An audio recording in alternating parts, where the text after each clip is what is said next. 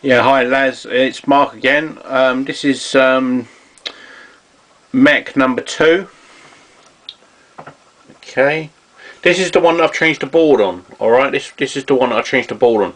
This is supposed to be a CDM 12. All right, but because you've put a 1254 board on there, okay, I've put a 1255 laser in for you, okay, because I haven't got a spare CDM 12 board anyway. So yeah, I mean these are, these are more modern and hard to get anyway. So but yeah, I'll just put it on for you. I just turn it up, and you can hear it. Hang on. Yeah, so yeah, that's all working as it should be.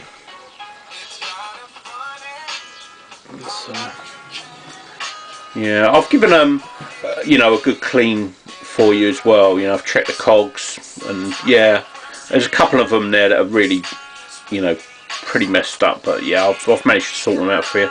So that's number 2 for you. Okay, so thank you very much, and I appreciate that.